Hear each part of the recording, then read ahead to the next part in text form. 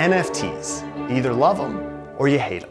And when plots of virtual lands and cartoons of bored monkeys sell for millions of dollars, it's easy to see why, for many of us, they seem like a pivotal Web3 technology or an absolute scam. But regardless of what side you're on, one thing is for certain. NFTs are one of the few crypto technologies that have actually made it into mainstream consciousness. And it seems like they're here to stay. Can you explain what an NFT is? Probably about 50 new NFT projects launching per day. I don't care if you buy an NFT. I just don't care. So what are NFTs and why have they become such a cultural phenomenon? I'm Jackson Dumont, Director of Video at Cointelegraph. In this video, we'll explain how NFTs work and why they boomed to the forefront of Web3 technologies. If you haven't done so already, please consider leaving a like and clicking that subscribe button. We are the leading media for crypto news coverage and education.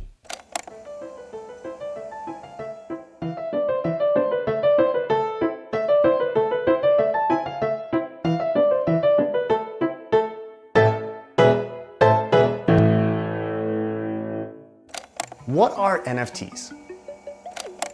NFT is short for non-fungible token. Let's take a moment to break it down in the most simplest of terms, starting with the word fungible. Something is fungible when it can easily be replaced with another identical thing of the same value. A $100 bill like this one can easily be replaced by another $100 bill. After all, a penny is, well, a penny. On the other hand, something non-fungible is non-replaceable. It's unique, a lot like there's only one Sistine Chapel or one Starry Night. And because it's rare, it has got the potential to be incredibly valuable. But how do you ensure that their uniqueness is always protected? That's where the crypto technology called blockchain comes in. The blockchain is the most secure form of ledger. A network of computers reads and approves transactions and data at all hours of the day, not just from 9 to 6. If you want to learn more about blockchain, you can watch our video here. The proof of who created a digital or physical item, along with any other vital information, is recorded on the blockchain. The blockchain creates a digital signature in the form of a token. The token can't be edited, meaning it's immutable. And to access your item, you need to access the token that tells you where the image is hosted on a website or distributed file system. And there you have it, the NFT in NFTs. People often say, hey Jackson, why would I pay money for an NFT when I can just copy and paste a JPEG of the NFT and take it for myself? Well, Karen, you can right-click and save it, but you can't own it. NFTs are the technology that allow you to own digital created goods in the digital space. Having a photo on your desktop doesn't mean you own it. It just means it's there on your desktop. So yeah, you can copy a digital file of the art that's included with an NFT as many times as you want. But thanks to the power of blockchain, NFTs are designed to give someone something that can't be copied: ownership. Only one person can own the token at a time. NFTs provide unique, verifiable, and immutable, the holy trinity, proof of ownership of digital goods. True digital ownership of assets through NFTs is a revolutionary idea that will transform how we interact with the internet. Right now, our digital assets are scattered across different digital owners in a Web2 ecosystem. Your Instagram username is owned by Instagram, which is owned by Meta. Your Fortnite skin is owned by Epic Games. But as we transition out of Web 2 and enter the new age of Web 3, the internet will be owned by its users. And NFTs are central to that shift, with digital assets that can be held, traded, collateralized, and moved without relying on a centralized third party. Now, say you want to buy an NFT. You'll have to follow 3 major steps. First, you purchase some crypto on an exchange, and the exchange you use depends on which blockchain the NFT lives on. A lot of marketplaces use Ethereum, but Solana is also used, for instance. Let's move on to step 2. You have to transfer your crypto to a digital checking account, simply referred to as a crypto wallet, such as the likes of MetaMask, Ledger, or Temple. Once the transfer is complete, you have to connect your wallet to an NFT marketplace, and only then will you be ready to browse and buy. The largest marketplace is OpenSea. You can think about it as the Amazon of NFTs. But other marketplaces include SuperRare, Foundation, and Nifty Gateway. While scrolling through these marketplaces, you'll find NFTs are mostly focused on collectible artwork or tokenized versions of physical items. The NFTs are also making significant strides in spreading into music, entertainment, sports, and live events. Here's a quick rundown of some of the types of NFTs.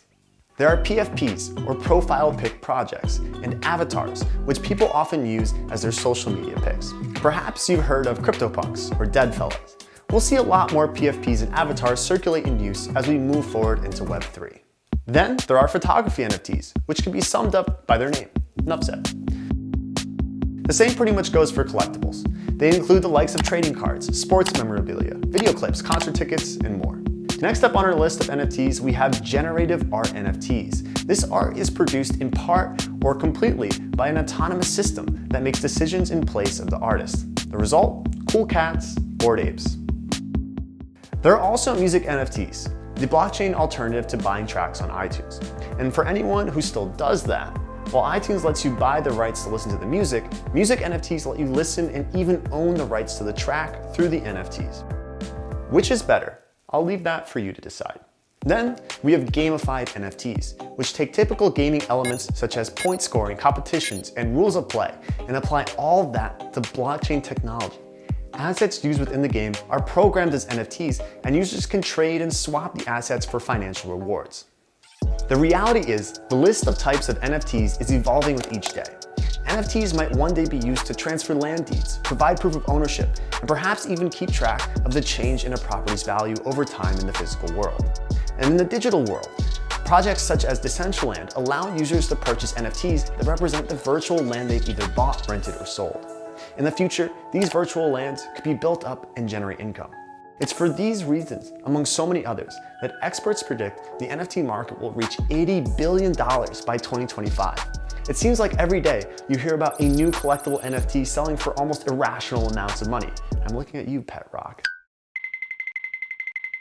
But while it's true that the market for NFTs did explode for a sweet period in 2021, it's unclear whether we'll have a boom like that again. The future of NFTs. Is it all a scam? I'll be upfront with you. NFTs have been a roller coaster ride. As any technology in its infancy, it's prone to the influence of some evil players. It just so happens that the worst cases of theft in the NFT space were phishing scams and rug pulls. Let's start with phishing scams. Bad actors impersonated reputable figures such as banks, NFT marketplaces, and NFT artists to trick people into handing out their personal information, like, say, credentials to their crypto wallets. Then, they bled the users dry. In June 2022, a massive security breach at the NFT community's largest and most active marketplace, OpenSea, exposed its many members to some incredibly fishy emails, as in PH phishing emails. Any OpenSea user who had shared their email address with the site at any point in time had their information handed over to a so-called unauthorized third party. The hack saw $1.7 million worth of NFTs stolen. And it isn't just emails either. Clicking on any unverified link on any platform could result in a user losing their precious NFTs. In April 2022, hackers hacked into Bored Ape Yacht Club's Instagram and stole $1 million worth of NFTs from their followers.